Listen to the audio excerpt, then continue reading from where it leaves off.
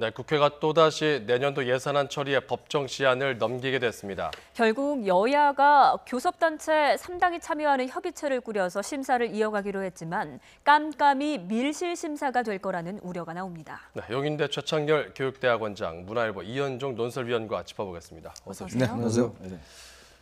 교수님, 일단 예산안 심사 기한은 끝났고요. 이렇게 되면은 이제 뭐 법정 기한 내 예산안 처리는 불발된 거죠? 법정 기한이 12월 2일이잖아요. 12월 2일이면 이제 잠시 후 1시간 후인데 이 법정 시한이라는 게 헌법에 들어가 있는 겁니다. 이게 뭐 다른 법이 아니에요. 헌법에 나와 있는 건데 이게 매년 이렇게 헌법을 어기고 있어요. 지난해에도 12월 6일 날 처리가 됐습니다. 근데 올해도 내일은 이제 일요일이잖아요. 내일 일요일인데 뭐 본회의 당연히 안 열리고 빨라야 12월 3일인데 여야가 지금 한국당과 지금 민주당과 이 그 날짜는 합의가 아직 안 됐습니다. 그러니까 예산안 소위는 끝났고 예산안 소위는 공식 기구입니다. 지금 예산안 소소위원회로 넘어간 거예요. 네. 소소위원회는 공식 기구가 아닙니다. 공식 기구가 아니기 때문에 당연히 속기록도 없고 회의록이 없는 거죠. 예. 계속 얘기 나오는 게 뭐 밀실 예산이다, 네. 부실 예산이다, 졸속 예산이다. 그 얘기 항상 우리가 듣는 거 아니겠어요? 올해 이 얘기를 지금 민주당 원내대표가 한 얘기예요. 이렇게 되는 것이 불가피하다. 예. 그리고 투명할 수가 없겠죠. 일단 지금 장소도 그리고 어떤 정확한 그 구체적인 일정도 그 의원들도 지금 몰라요. 예산안 소소위 의원들만 알고 말이죠. 이러면서 어떻게 투명하게 예산을 처리합니까? 네. 그러니까 이거는 뭐 법에 있어도 헌법에 있어도 어기지 않는 국회의원들 누구보다도 앞장서서 국회의원들이 법을 지켜야 되는데 물론 다른 국민들도 마찬가지겠습니다만 국회의원들이 가장 중요한 이 예산을 470조 5천억이에요. 어마어마한 네. 예산 아닙니까? 아직 증액심사는 손도 못 댔습니다. 그 남부협력기금이라든지 그리고 민감한 거, 고용노동부 관련이라든지 이런 통일부 관련 네. 이런 거 아직 손도 못 댔어요. 언제 하겠다는지 모르겠어요. 3일 날이건 7일 날. 지금 야당은 뭐 7일 날로 주장하는 것 같은데 7일이 됐건 3일이 됐건 뭐 며칠밖에 안 남았잖아요. 네. 근데 과연 어떻게 하겠다는지 모르겠어요. 과연 국민들한테는 무엇을 공개하고 무엇을 투명하게 하겠다는 건지 아예 그런 말 하지 말든지. 그렇죠. 네. 문제는 그런데 이런 일이 매년 또 반복되고 있다는데 또 문제가 있는 것 같습니다. 깜깜이 심사다, 밀실 심사다 이런 것들을 국민의 알 권리 그리고 예산의 투명성을 위해서 공개를 해야 하는 게 아니냐 이런 네. 지적도 나오고 있습니다. 사실 이제 2014년 우리가 국회 선진화법이 됐잖아요. 그 이전 같은 경우는 거의 1월 1일 날 사실 예산 자체가 보면 거의 뭐 이제 새해 들어서 통과된 경우도 있었습니다. 네. 그래서 이제 이 선진화법에서 12월 2일 날 되면 자동 부의라는 게 있어요. 이제 정부 예산안 자체가 합의가 안 되면 그러니까 정부 예산안 자체가 그냥 자동으로 이제 본회의에 올라가는 겁니다. 예. 문제는 근데 그렇게 올라가더라도 일단 국회 과반수가 찬성을 해야 돼요. 이제 그러다 보니까 사실은 지금은 자동 부의가 되긴 했지만 일단 뭐 과반수가 일단 이제 투표를 안 되니까 지금 어쩔 수 없이 이제 다시 소소위와 또 그다음에 이제 여야 대표 뭐 이렇게 예결위 해서 이제 지금 편법으로 지금 운영을 하는 것이거든요. 근데 이게 이제 사실은 국회 선진화법 정신 자체가 보면 예산안은 왜 이렇게 12월 2일 날 통과를 해야 하냐면 일단 이때 통과해야지만이 이제 집행을 위한 준비를 하게 되고 네. 그다음 해부터 이제 바로 시행을 하게 됩니다. 근데 예산이라는 게 사실 아시겠지만 이 사실 복지 예산이라든지 이런 게 사실은 한 달이라도 만약에 지급이 안 되면 생활에 굉장히 어려운 분들이 계시거든요. 그래서 사실은 예산을 이제 12월 2일 날 우리가 못 박아 놓은 것인데 예. 이렇게 되면 이제 예산안 자체 집행이 상당히 늦어질 수밖에 없는 것이고 또 하나는 이게 이제 문제는 이렇게 소소위 같은 경우는 예결위 같은 경우는 이 회의록을 다 기록을 하게 돼 있습니다. 그래서 누가 무슨 이야기를 했는지 다 압니다. 근데 소소위는 이 앞으로 올라가면 회의록이 없어요. 그러면 누가 무슨 이야기를 했는지. 근데 누가 무슨 이야기 했나 우리가 지금 형식적으로 아는 것은 무슨 남북 경협 예산이다 뭐 이런 거잖아요. 실제로 지금부터는 각 예를 들어서 국회 여야 실세들의 자기 지역구 예산. 예를 들어서 우리 지역구에 다리 하나 놓겠다, 뭘 놓겠다 이런 예산을 슬쩍슬쩍 다 집어넣습니다. 네. 이게 예전에 이제 쪽지 예산이라고 그랬거든요. 근데 쪽지 예산을 못하게 하니까 지금은 무슨 예산이라고 그러냐면 카톡 예산이라고 합니다. 카톡을 보내서 이제 예산안 통과시키는 거거든요. 예. 그러니까 이게 겉과 속이 다른 거예요. 지금 뭐 거창하게 여야가 무슨 뭐 경협 예산, 무슨 일자리 예산 이거 갖고 이야기하는 것 같죠. 실제로 안에 들어가 보면 우리 지역구 예산 이거 다리 하는데 얼마 더, 이 지역구 예산 얼마 더. 이러다 보면 결국 나중에 이제 공개될 때 보면 여야 실세들은 다 자기 지역구 예산 다 챙기는 거예요. 이제 이러다 보니까 이게 너무 불공평하지 않냐. 이제 그런 문제점이 지적되고 있는 거죠. 그래서 뭐 제때 심사를 제대로 처리하지 못하고 하면 월급 주면 안 된다 뭐 이런 얘기들까지도 나오고 하는데 일단 여야의 책임 내부적인 단속을 책임지고 있는 원내대표 두 사람은 어떤 입장을 가지고 있는지 잠시 듣고 논의 이어가겠습니다. 완성된 내년도 예산안을 어떻게 하면 좀 더 효율적으로 또 투명하게 마지막 심사를 진행할 것인지 원내대표들 간에 많은 논의를 했습니다. 어렵게 마련된 이 시간들을 통해서 밀실 깜깜이 예산이다라는 그런 오명을 뒤집어 쓰지 않도록 저희 국회가 최선을 다하는 모습을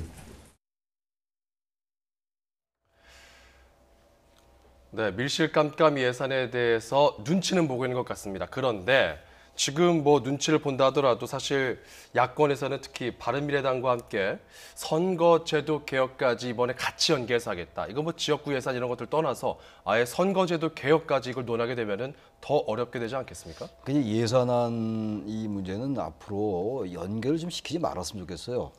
국회에서 여야 간에 이 또 어떤 현안, 입법 사항이라든지 현안이라든지 이런 것들과 다른 것들을 연결시키는 경우가 굉장히 많잖아요. 저는 바람직하지는 않지만 어떤 부분에 있어가지고는 정치 행위이기 때문에 특히 야당으로서는 일정 부분 뭐 연계시키는 것들이 불가피하다 하더라도요. 적어도 예산과는 좀 연계시키지 않았으면 좋겠어요. 특히 이제 선거제도 개편 문제, 연동형 비례대표제 문제가 여야의 뜨거운 쟁점입니다. 지금 앞으로도 계속 쟁점이 될 텐데 굉장히 중요한 겁니다. 그리고 지금 여당, 야당 사실 다 공감을 하고 있는 부분이긴 한데 이거를 지금 예산안 며칠도 남지 않았는데 야당의 입장은 충분히 이해를 해요. 그리고 정치개혁의 가장 중요한 게 사실은 선거제도 개혁이니까 그렇다 하더라도 이 부분을 또 연계시킨다. 합의한 사항이긴 합니다. 지금. 그러니까 선거제도가 개혁이 안 되면은 합의 안 하면 예산을 통과 안 시키겠다. 이런 합의는 아닙니다만 여러 가지 앞으로 처리할 것들에 대해서 합의 사항 중에 하나예요. 지금.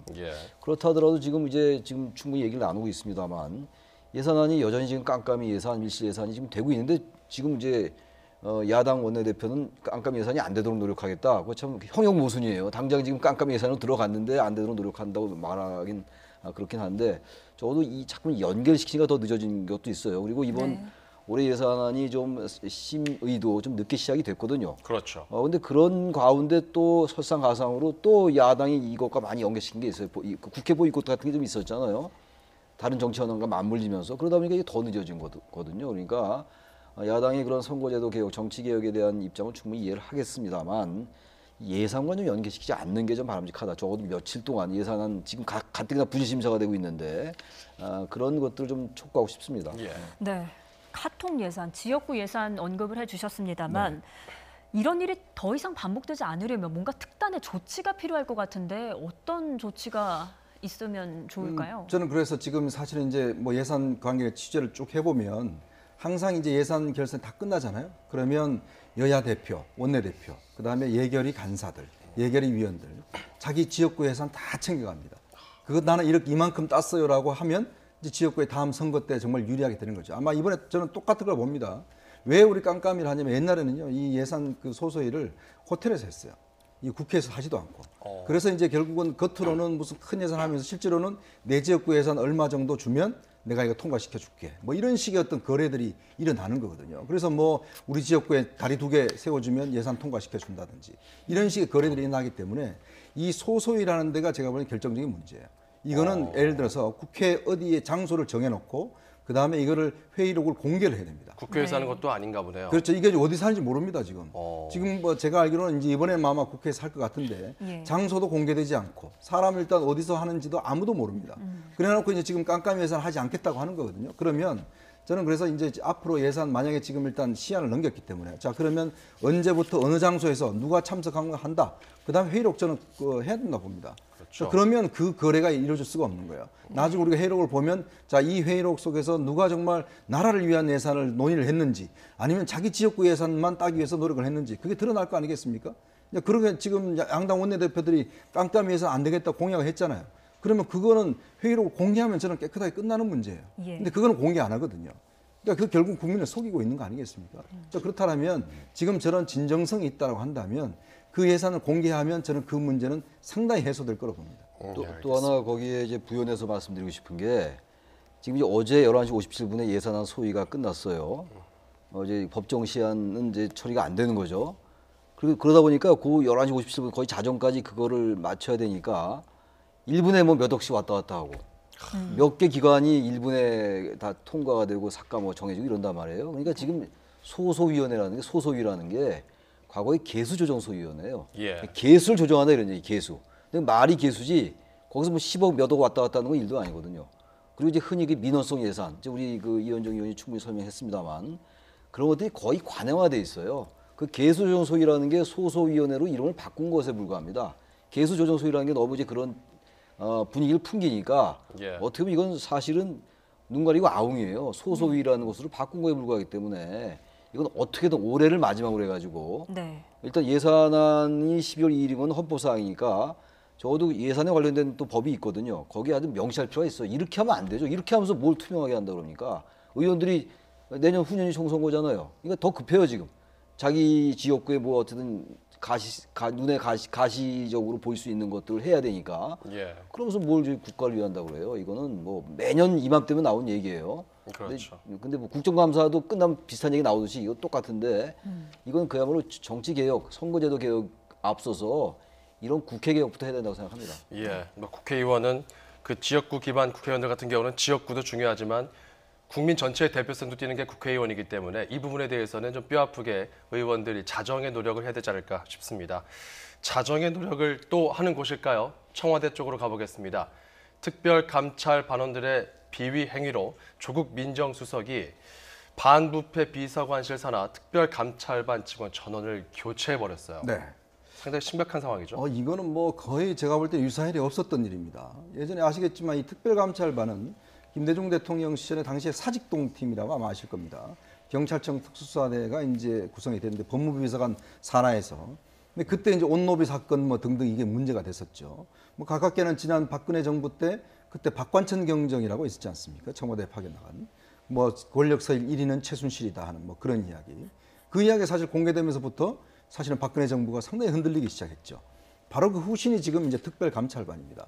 그러니까 경찰, 검찰 쪽에서 파견 나온 공무원들이 한 30여 명 정도가 활동하면서 이 사람들이 주로 활동하는 게 뭐냐면 이제 주로 이제 이 정보를 이제 수집하는 거예요. 즉 고위공직자, 그다음에 공기업 사장이라든지 그런 사람들의 비위 사실들을 수집을 해서 그 비위 보고서를 만들어서 검찰이나 경찰로 수사를 넘기는 역할이거든요. 암행어사입니다. 사실 이게 굉장히 중요한 역할을 하는 문제인데 문제는 이게 사실 공직기강의 가장 중요한 지금 정보 수집 어떤 일선 단위란 말이죠. 네. 근데 여기 전원을 교체했다는 게 한 사람도 아니고 처음에 공개된 건 한 사람의 문제였습니다. 그 사람이 뭐 자기와 관련된 건설업자의 수사 상황을 알아봤다는 게 문제가 됐는데 그렇죠. 나중에 그 관련 수사를 해보니까 아니 이거는 골프 접대 문제도 이야기 나오고 또 골프 접대가 거기만 이루어진 게 아니라 다른 직원들도 보니까 주말에 골프를 쳤다. 골프를 쳤다는 건 문제가 되는 게 아니고 문제는 그럼 골프를 누구 돈으로 쳤느냐는 문제. 그다음에 골프장 부킹을 누구 돈으로 받아서 했냐의 문제. 이런 문제까지도 되거든요. 네. 그러니까 지금 조국 수석이 다 갈아되겠다고 갈아버린 것인데 이거는 제가 볼 때는 이거는 뭐 유사일이 있을 수도 없는 일이고 이런 일이 있다는 자체는 이건 굉장히 엄중한 일입니다. 이거는 국가의 어떤 면에서 보면 민정 기능 자체가 굉장히 흔들린다고 저는 볼 수가 있는 것이거든요. 예. 그래서 이 문제는 아주 그냥 사소한 문제는 아닌 것 같습니다. 예. 네, 말씀해주신 것처럼 감찰 반원들이 근무 중에 골프를 친 게 아니냐 이런 의혹도 있었고요. 최근 잇따른 의혹들로 바람잘 날이 없었거든요. 어떤 의혹들이 있었는지 한번 정리해 주시죠. 네, 뭐 다들 아시겠습니다만 경호처 직원의 그 음주 폭행이 있었고요. 예. 음주 폭행 의혹 사건이 있었고 또 의전비서관 김종철 의전비서관의 음주 단속에 걸린 거, 음주 운전했던 일이 있고요. 지금 말씀하신 지금 그 특별감찰반원 물론 교체됐습니다만 자신과 관련된 지인의 어떤 수사를 알아봤다는 거 아닙니까? 네. 이건 어떻게 보면 자신의 그 권한이랄까 이런 것들을 어떻게 보면 남용한 측면이 있는 거거든요. 그러니까 예. 특별감찰반이 앞서 뭐 암행어사라는 얘기를 했는데 그야말로 현대판 암행어사예요 이게. 네. 근데 그 암행어사라는 직분이라는 건 뭡니까? 과거 조선시대에도 정말 감찰 잘해서 그 고위공무원들 그리고 관리들의 그 비위를 캐내는 거 아니에요.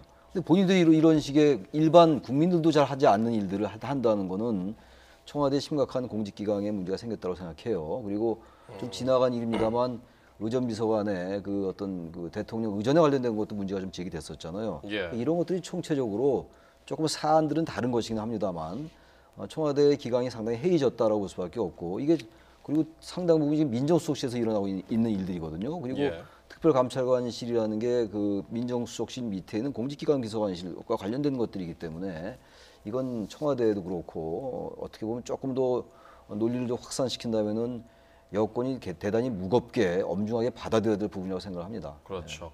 자, 이 지금 상황에 대해서 수사되는 또 그리고 취재되는 내용들을 보면은 네. 뭐 관행이었다. 네. 청와대 하면 아무래도 좀 위상이 세지 않습니까? 그렇죠. 그러다 보니까 다른 공공기관의 직원들도 이 부분에 대해서는 또 쉽게 다가갈 수 없는 지역의 또 일들이고 네. 그래서 이런 어떤 관행적인 부분들이 영향을 준 것 같다라고 이야기도 나오는데 네. 정말 그런 관행이 있다고 봐야 될까? 그런데 일단 이 문재인 정부는 이제 과거 정권의 적폐 청산을 한다고 했지 않습니까? 또 생활 적폐까지 청산한다고 했잖아요. 그럼 뭔가 달라야죠. 그리고 지금 국정원이 가지고 있던 그 국내 정보 수집 기능도 다 없앴습니다. 그 국군기무사령부 과거에 기무사령 가지고 있었던 기능도 다 없애버렸어요. 그러니까 유일하게 지금 사실은 어떤 면에서 보면 이 고위공직자 비위를 수사할 수 있는 거. 지금 대검찰청에 있는 원래 범죄정보과라고 있었어요. 근데 문물검찰총장이 들어오면서 이 범정도 없애버렸어요. 그러면 실질적으로 지금 정보 수집 역할을 할 수 있는 곳이 바로 여기밖에 없습니다. 근데 이 기능 자체가 그러면 뭐 어떤 면에서 보면 본인들도 울줄했겠죠. 뭐 사실 나가보면 특감반이다 그러면 뭐 벌벌 떠니까. 그러니까 뭐 여러 가지 접대도 할 테고 이런 하다 보니까 저는 이런 것들이 일어나 보는데 그러니까 사실 기강이 해이해진 거죠. 본인들이 뭘 해야 되는지에 대한 어떤 기강 자체가 해이해지니까 이런 문제가 발생한 것이고 또 하나는 이 문제를 처리하는 과정에 저는 큰 문제가 있다고 봅니다. 처리하는 과정. 왜냐하면 지금 처음에 문제가 됐던 김모 지금 검찰 수사관 있지 않습니까? 예. 이 지난 14일 날 일단 문제가 발생이 돼서 저 검찰로 넘어갔습니다. 근데 이게 지난 28일 날 뭐 언론사에서 이걸 특종 보도를 하면서 문제가 되니까 그때서야 청와대가 그런 게 있었고 비의 사실을 통보했다라고 이야기를 했는데 네. 검찰 쪽에서는 비의 사실 통보받은 거 없다. 그러면서 그 다음에 이제 최근에 문서로 비의 사실을 통보했다는 거거든요.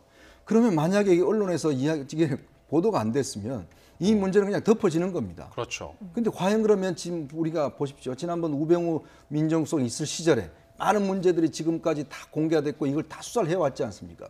그걸 수사한 담당했던 정부에서 이런 사소한 문제까지도 이런 식으로 만약에 덮어버렸다면 이거는 정말 큰 문제가 되는 것이거든요. 네. 그렇다고 한다면 과거와 뭐가 다른가? 과거 정권과 과연 그러면 민정 이 역할이 뭐가 새로운가? 이런 문제들을 제기할 수가 있는 것이죠. 저는 그래서 그 책임 자체는 결국은 조국석한테 있지 않는가. 자기 직원이지 않습니까? 예. 주말에 골프 치고 예를 들어서 뭐 이런 것도 하는 것들을 과연 조국 민정수석이 모르고 있었는가에 대한 문제. 저는 그 문제를 좀 지적하고 싶습니다. 말씀하신 것처럼 조국 민정수석은 비위 관련해서 구체적인 사실에 대해서는 함구를 하고 있습니다. 정확히 몇 명의 직원들이 연루가 됐는지 어떤 비위들이 있었는지 업무 특성상 밝힐 수 없다라는 입장이거든요. 여기에 대해서는 글쎄, 어떻게 그게 보세요? 업무 특성상 그 관행상 그런 것들은 대비다라고 얘기하고 있는데 네. 현재 이런 상황 속에서 그러한 발언들이 별로 설득력이 떨어진다고 저는 생각합니다. 그래서 그게 정확하게 청와대에서 어떤 근거에 입각해서 대외비인 것이고 밝힐 수 없다라고 얘기한 건지 모르겠어요. 아직 뭐 어떤 비위 사실이 공개된 건 없으니까 그렇다 하더라도 조국 수석이 너무 그렇게 얘기하는 거는 그 청와대에서 이거는 전 현실감과 현실 인식이 아직도 좀 엄중하지 않다는 생각이 들어요. 지금 전반적으로 청와대 대통령, 문재인 대통령도 그렇고 민주당의 지지율도 좀 하락 추세인 게 맞잖아요. 그렇다면 전반적으로 뭔가 이건 여권의만의 문제는 아니에요. 물론 우리 한국 사회의 경제에 관련된 문제이긴 합니다만 어쨌든 집권 세력이 이것을 다 잡아서 가야 되는 거 아니겠어요? 근데 그거를 너무 그렇게 어떤 그 실정법 수상에 입각해서 이건 관행상 얘기할 수 없다라고 얘기한다면 일반 국민들은 과연 어떻게 생각할까를 생각해야 될 것 같아요. 네. 지금 상황이 지금 그렇게 녹록지 않은 것만은 틀림없습니다. 지금. 오히려 투명하게 또 공개가 투명하게 돼야 얘기를 됩니까? 해야 된다고 생각하죠. 이걸 관행상 이건 밝힐 수 없다라고 하는 건 너무 사무적으로 미친다. 그리고 네. 현실 인식과 좀 동떨어져 있는 것으로 생각도 됩니다. 일단 뭐 지금 검찰에서도 대검, 그중에서도 특감반이 움직이고 있기 때문에 이 부분에 대한 수사가 어떻게 이루어질지는 좀 봐야 되는 부분이 있긴 합니다만 자유한국당과 바른미래당 같은 경우는 조국 사퇴론을 언급하면서 총공세를 펼치고 있습니다. 들어보시죠. 대한민국 청와대 근무 기간이 이렇게까지 풀어질 수 있는지 참담함을 금할 수 없습니다.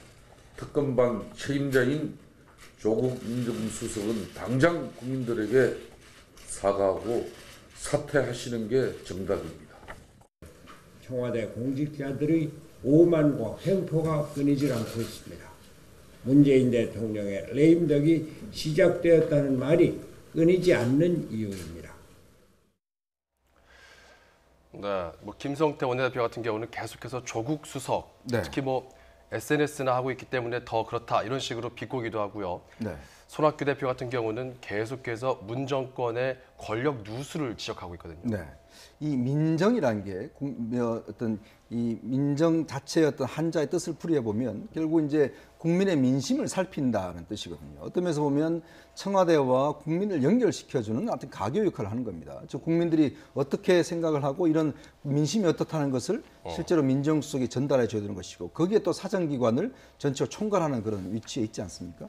근데 조국 민정수석이 초기에 보면 인사 문제와 관련해서 예. 사실은 청문회 과정에서 낙마한 사람이 장차관이 8명이나 됩니다. 자, 그러면서 그때부터 계속 문제가 나왔었죠. 아니 사소한 것도 왜 발견하지 못했느냐. 뭐 위장전입이다. 그래서 처음에 문재인 대통령이 주장했던 5가지 인사 원칙을 다시 7가지로 바꾼다든지 뭐 했는데도 불구하고 최근에 보면 결국 국회 인사청문회 이 보고서 채택 않는 사람이 8명이나 됩니다. 그만큼 인사 문제의 주무 업무자 아니겠습니까? 그래서 그런 문제에 대한 지적이 있었는데 불구하고 조국 민정수석은 그 문제에 대해서 전혀 뭐 책임을 지지 않았죠. 또 한 가지는 지금 이 문제가 터진 것이고, 근데 최근에 조국 민정수석이 본인은 사실은 페이스북을 그동안 안 하겠다고 했는데 페이스북을 이제 글을 올리면서 자기와 아무 상관이 없는 경제 문제를 거론하면서 국민들한테 미안하다는 듯이 이야기를 했어요.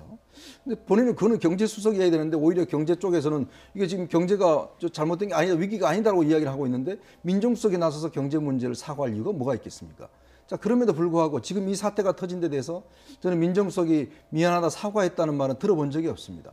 이게 굉장히 국민들이 놀랄 일이거든요. 왜냐하면 특감반 전원을 교체한다는 것 자체는 이거는 유사일에 있었던 적이 없는 일입니다.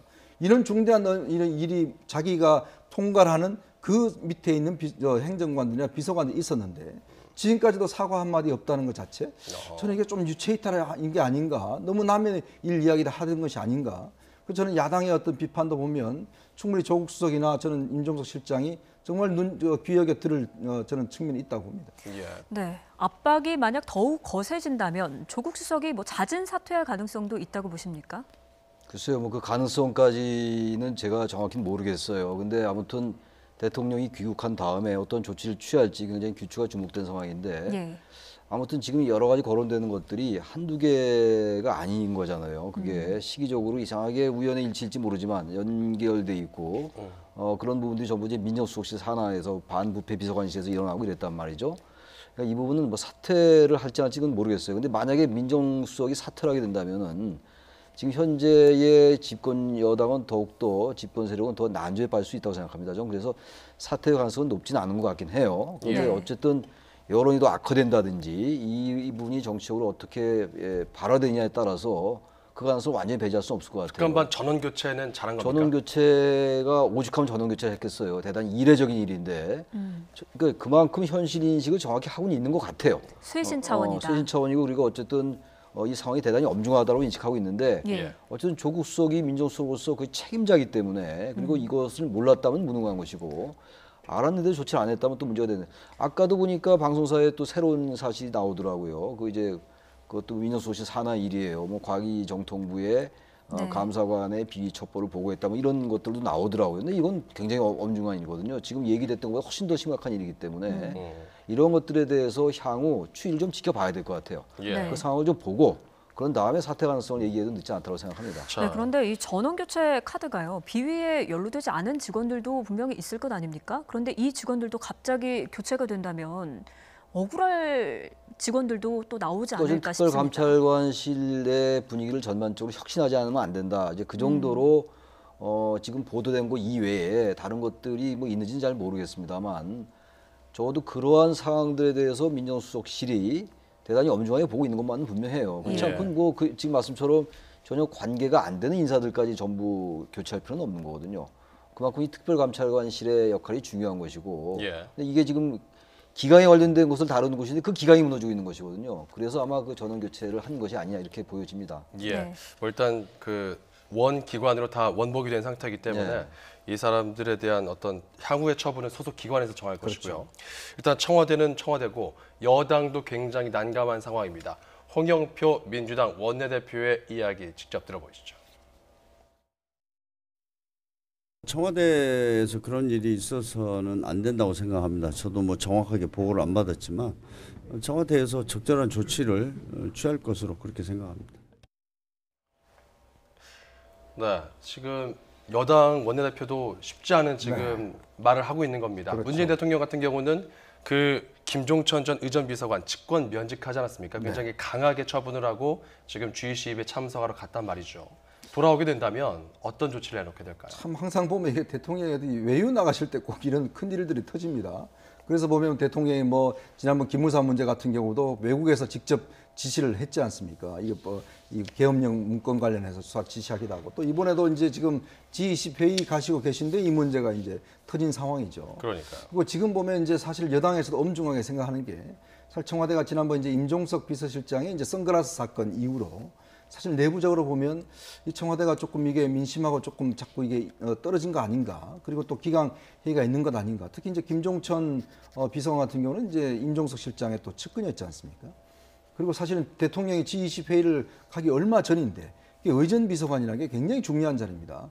예전에 외교관들이 이제 주로 해왔는데 대통령의 모든 의전과 일거수일투족을 하는 거 아니겠습니까? 근데 이제 지난번 보면 몇 차례 실수가 있었죠. 그게 또 어떤 면에서 보면 대통령이 사실은 아셈 회의 때 사진도 못 찍었던 그런 상황이지 않습니까? 지금 이 장면이 그 김종천 의전비서관 그렇습니다. 관련 자료 그날 이제 영상이라는 그날 저녁에 아마 같은 부에 있는 한 사람이 다른 수석실로 옮기면서 그 사람 환송식을 하고 예. 이제 했던 그런 상황이거든요. 그러니까 아마 대리기사를 부르긴 불렀는데 대리기사가 못 찾아오니까 본인이 직접 차를 몰고 이제 나갔던 상황이죠. 예.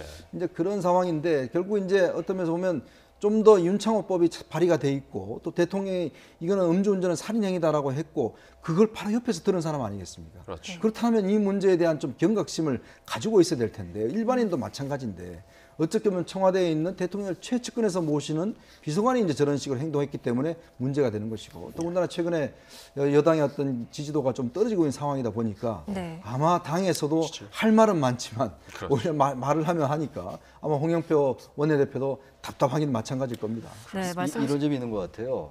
1년 6개월 지금 지났잖아요. 네. 집권한 이후에 지지율이 계속 높고 요즘은 좀 하락 추세긴 합니다만 그러다 보니까 청와대 전반적으로 어떤 이렇게 마음을 좀 놓는 게 아닌가. 그리고 어떤 면에서 볼 때 이제는 좀 이렇게 해도 되는 게 아닌가라는 암묵적인 그런 분위기 같은 것들이 있는 게 아닌가. 그렇지 않고서 이렇게 연이어서 이런 일이 터지겠어요. 그러니까 지금 음주 같은 경우도 마찬가지거든요. 음주운전은 보통 우리 일반인들도 뭐 전혀 생각을 못 하는 건데 과연 감히 청와대에 계신 분이 이렇게 했다라는 게 예. 청와대가 어쨌든 그런 부분들에 좀 너무 마음을 놓은 게 아닌가. 그래서 다 잡을 때가 됐다 지금. 이 예. 기회를 놓치면은 더욱더 어려운 일이 생길 수 있다고 생각합니다. 예. 네, 말씀하신 것처럼 문재인 대통령의 지지율이 취임 후에 처음으로 40%대로 떨어진 결과가 나왔습니다. 갤럽 조사에서는 53%였는데 또 부정 평가가 올라가고 있는 상황이고요. 네. 이런 상황 이유가 뭐라고 보십니까? 일단 두 조사기관의 이제 조사 방법이 좀 다릅니다. 예. 이제 지금은 그렇기 때문에- 리얼미터가 나오는데요. 네, 리얼미터와 이제 갤럽 자체가 보면 이제 ARS로 하느냐, 직접 이제 면접 조사원이 하느냐에 따라서 조금 수치는 다르긴 하지만 그러나 전체로 보면 대통령의 지지율이 이제 조금씩 하강 국면에 들어가고 있는 것인데 뭐 그래도 여전히 높기는 높습니다. 이 부분은 네. 갤럽이죠. 그렇습니다. 일단 그렇기 때문에 이제 문제는 50%가 여론조사 전문가들 하는 이야기가 이게 상당히 이제 심리적 저항선이다 이야기를 하거든요. 50%가 이하로 떨어지면 이제 어떤 면에서 보면 좀 굉장히 집권 여당으로서도 상당히 좀 이제 불안하고 어떤 면에서 좀 이게 위기감을 느끼는 시점이거든요. 예. 대통령이 지난 대선 때 41점 제가 8% 정도 득표율을 했지 않습니까? 만약에 이제 그거는 사실은 도저히 넘을 수 없는 선이죠. 대통령이 집권하는 거니까. 문제는 근데 일주일 사이에 보면 2%포인트, 3%포인트씩 빠지고 있다는 거예요. 지금 9주 연속으로 지금 떨어지고 있는 거죠. 중도층이 빠지는 겁니까? 그렇죠. 이게 중도층과 20대 일자리 문제, 특히 저는 주목되는 게 뭐냐면 PK 지역에서 많이 빠진다는 거. PK. 부산 왜냐하면 경남. 지난번 지방선거 때 PK 지역에서 꽤 선전을 했거든요. 시장도 사실 하고 그동안 사실은 민주당이 염원했던 동진 정책이 성공을 한 걸로 보이지 않습니까? 근데 문제는 지금 결국 문제는 이제 경제 문제입니다. 제가 볼 때는 뭐 나머지 문제는 사실은 하지만 국민들이 등 뜨시고 배부르지 않으면 사실은 여당에 대한 불만을 가질 수밖에 없어요. 여권에 대한. 네. 이제 그렇다 보니까 지금 일자리 가진 것, 그다음에 소상공인들, 자영업자들 이런 데서 지금 사실은 지지도가 많이 빠지는 거거든요.